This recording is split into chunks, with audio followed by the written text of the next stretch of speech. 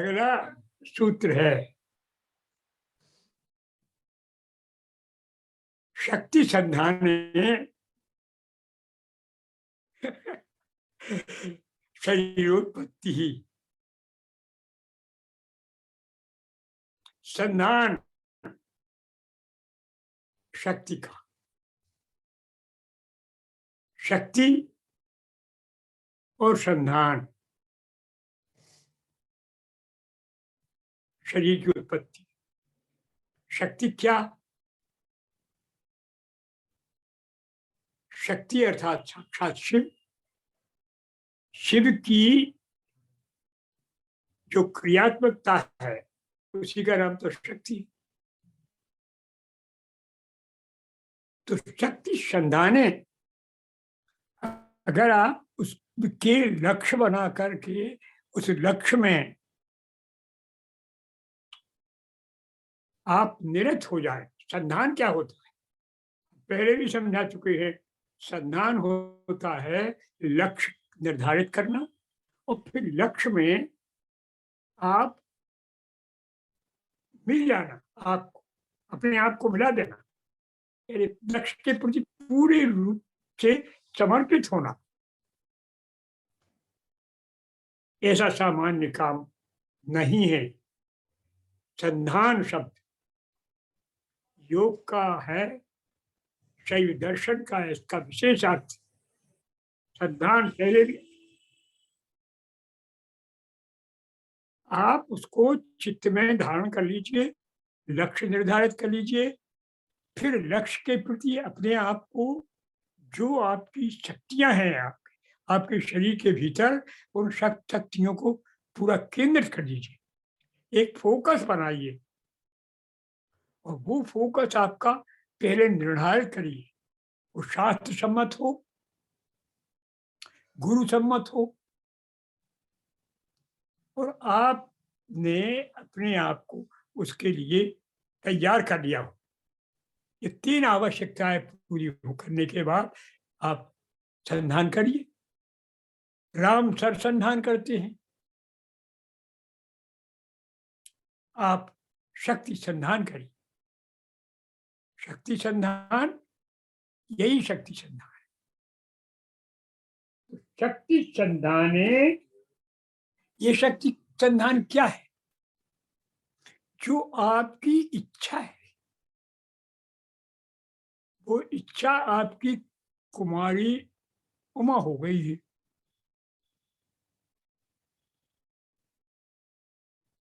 उसमें आपकी क्रिया और आपका ज्ञान सब केंद्रित है उस इच्छा में।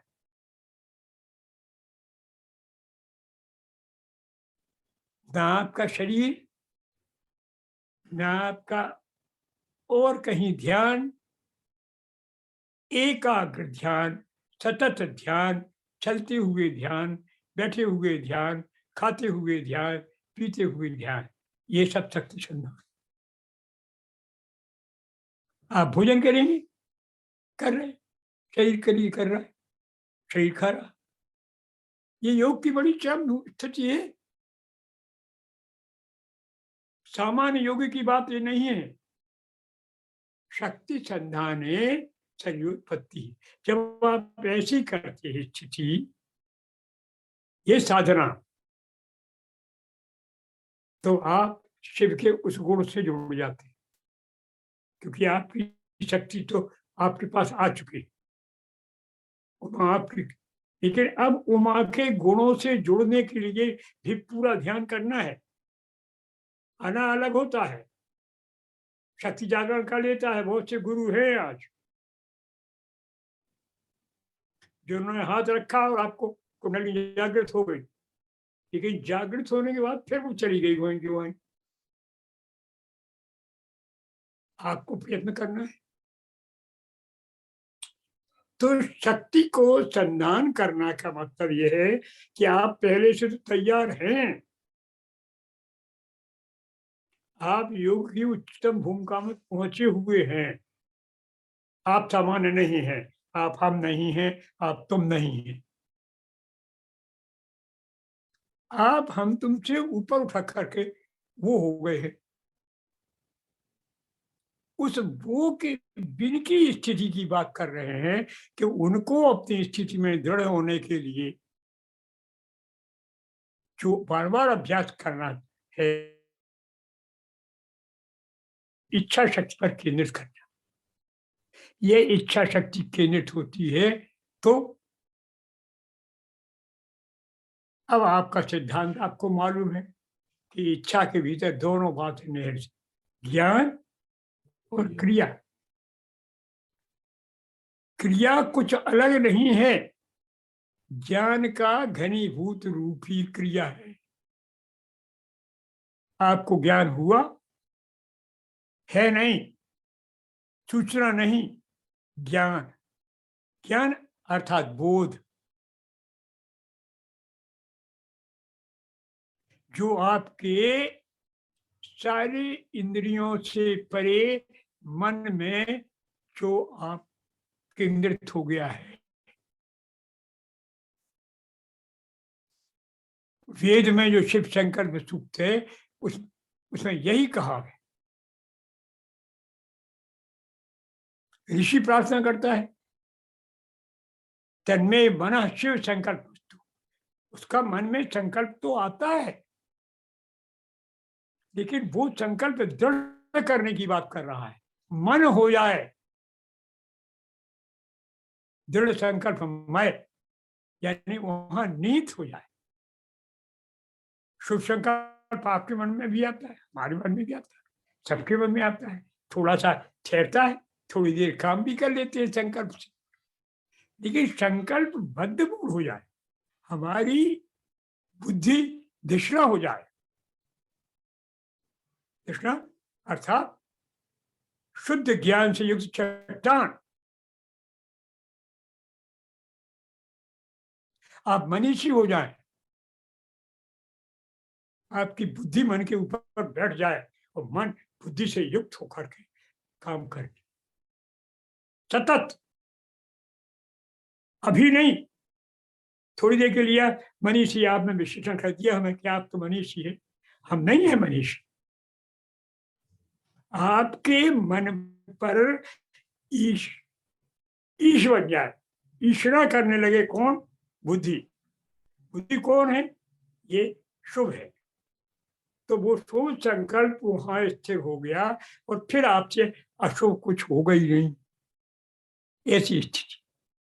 तो यहाँ वही स्थिति है कि योग इतना करिए, आप इतनी दृष्टि इच्छा शक्ति पर मजबूत बनाइए, दृढ़ करिए कि वो उमा कुमारी आपको क्रिया और ज्ञान से जोड़ दे और ज्ञान और क्रिया मय आप हो जाए। आपका आपको ज्ञान नहीं होगा, आप ज्ञानमय हो जाए तो फिर क्या होगा कि बिना किसी उपादान के आप सृष्टि कर लेंगे। यही है शरीर उत्पत्ति। शरीर उत्पत्ति यही है कि ये सारी रचना कहाँ से हुई, कौन सा तत्व है, किसने किया? किसी ने नहीं। शिव क्या है? प्रकाश। और प्रकाश की शक्ति कौन है? विमर्श। शिव की शक्ति ही है, शिव ही है। उन्होंने ही अपने ही ताने बाने से ये सारा संसार रचा है, उसी से हो गए ये पंचभूत। एक ही तत्व है, तो आप भी वही हो गए, क्योंकि उमा कौन है? तो आप भी वही, जो वे है सो आप है। फिर आप रचना करने में क्या दिक्कत है? फिर चाहे महाभारत की आप रचना कर दो और चाहे आप संसार में किसी शरीर की रचना कर दो, आप बना दो। आप ये है, आगे इसी छोटी सी इसके अंगत सिद्धियां बताई कि उस योगी को छोटी छोटी सिद्धियां होती हैं। ये उस योगी की बात है। ये तो बड़ी सिद्धि है कि आप शरीर उत्पत्ति कर सकते हैं। विश्वामित्र ने तमाशा किया, पुराणों में कथा है। अलग उन्होंने कहा हम अलग सृष्टि करेंगे। अब विश्वामित्र क्या लाए थे? कहीं से पृथ्वी ले आए थे दूसरी। जो जो तीनों पंचभूत होते हैं, उन पंचभूतों का निर्माण तो उन्होंने वही किया था, योग से। तो योग से बिना उपादान के आप निर्माण करने की क्षमता प्राप्त करते हैं। ये चरम योग है, जब जब आप स्वयं शिवमय होते। ये शास्त्र बता रहा है, यही शास्त्र का कहना है कि शक्ति संधाने देहोत्पत्ति शरीरोत्पत्ति ही। बस इतना ही भाव है। इस सूत्र का यही अर्थ है।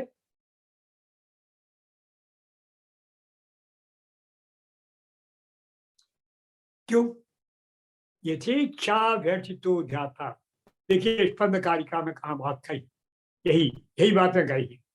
यथेच्छा व्यर्थितो ध्याता जागृतो था निर्दिष्ट।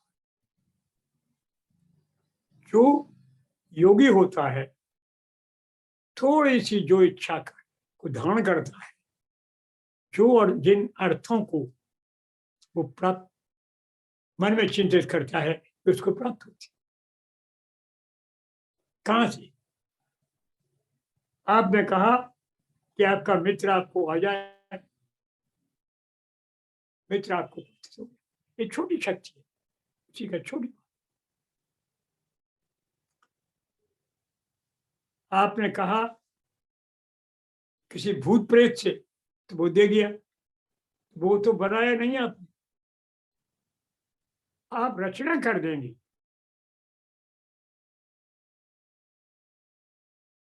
एक दो तीन चार चारित्र स्वरूप बना ले आपने। ये स्थिति में अंतर है।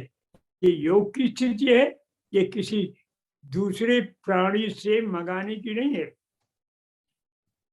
यदा स्वप्ने प्रभिष्टार्थान, यही वो स्वप्न में भी करने लगता है कि स्वप्न में उसने कहा, सोचा कि आज हम स्वप्न में देवी के दर्शन करें।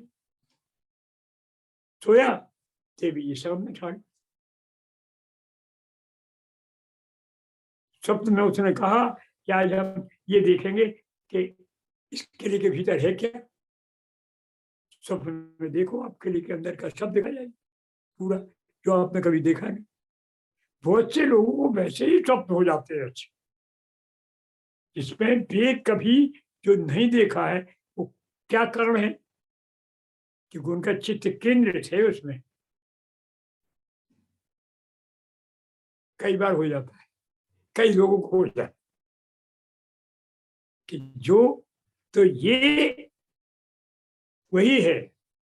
यथा स्वप्नो अभीष्टार्थन प्रणयत नित्यम स्फुत्र मध्य स्तोवश्य प्रकाश। क्या है? जैसे कोई दूर की चीज हो, दूर है, वो दिखती नहीं, आप केंद्र करो, थोड़ी देर से देखो, अपने देखो तमाशा, थोड़ी देर दिखाई लगी। अंधेरे से उजाले से अंधेरे में आओ, नहीं दिखाई देता, फिर थोड़ी देर खड़े रहिए, बहुत कुछ दिखाई दे। क्या है ये? आपने अपने आप को केंद्रित किया। तो ये छोटा है, उसका उदाहरण है। वो बड़ा है, उसमें आप चित्त पर वहां केंद्रित कर रहे हैं। तो जो आपको सामने अर्थ नहीं आ रहा था, शास्त्री जी जिस श्लोक के अर्थ के लिए आप परेशान हैं, टीका नहीं मिल रही, उसको बार बार पढ़, वो आपको अर्थ होता है। यही है, वो स्वयं बताने लगे। गीता को बार बार पढ़िए, गीता आपको अर्थ बताएगी। रामायण की किसी व्याख्याकार से आपको रामायण की अच्छी व्याख्या नहीं मिलेगी। आप पढ़िए बार बार, रामायण खुद व्याख्या करेगी आप। क्योंकि चित्त केंद्रित हो, तुम दूसरों को सुनाने के लिए रामायण पढ़ोगे तो कुछ नहीं होगा। तो हनुमान जी को सुनाने के लिए कहोगे तो तुम्हें रामायण कुछ नहीं ज्ञान होगा। हनुमान जी की कृपा हो जाए तो फल मिल जाए थोड़ा बहुत, लेकिन रामायण का ज्ञान करने के लिए रामायण को आप पढ़िए तो रामायण बोलेगी आप। लेकिन पढ़िए तो स्वाध्यायान मां प्रमद। वेद ने कहा कि हे ब्राह्मण, हे क्षत्रिय, हे वैश्य, रोज समय निकालो और नहाने के बाद स्वाध्याय करो। तो क्या कहते हैं स्वाध्याय में? एक श्लोक पढ़ो, धर्म क्षेत्र कुरुक्षेत्र संहिता में माम का परमच भी किम करो सर्वज्ञ। नमो देवी महादेवी शिवाय सप्तनाम प्रति भद्रे। क्या हुआ? स्व अध्याय हुआ क्या? क्या वहां अध्ययन किया? उन शब्दों के साथ क्या उस अर्थ से थोड़ी जुड़े? नित्य नवीन, नित्य नवीन, नित्य नवीन ज्ञान की शास्त्र रोज कुछ पढ़ो, थोड़ा उसका मनन करो। ये नहीं है कि आप 4 घंटे बैठे रहो। आप 15 मिनट पढ़िए, 15 मिनट उस पर सोचिए, आधा घंटा हो गया, स्वाध्याय हो। गीता का एक श्लोक पढ़ा, उसके अर्थ पर समझ गए, ये आपका। भगवती का एक श्लोक पढ़ा, गए, खूब समझा क्या भगवती का स्वरूप है इसका, उसके बाद गए। रोज दूसरा, आप मंत्र के अस्तरों पर जाइए। आपने बहुत पढ़ लिया, आपने 20 माला कर लिया और एग्जाम क्या हो गया? शास्त्र कहता है कि ऐम को कहाँ है उसका, वहां देखा। ह्रीम का स्थान कहाँ है, क्या उसको देखा? क्या क्लीम का कैसा रंग है, कहाँ स्थान है, क्या देखा? बिना ध्यान किए हुए कोई जप न करो, ये तंत्र में लिखा है। क्या ध्यान पर खड़ा? खडगम चाप पढ़ लिए, क्या हो गया? ध्यान करना है, मत पढ़ो। क्या कहा गया है उसको कम से कम 2 क्षण तक उसको ध्यान।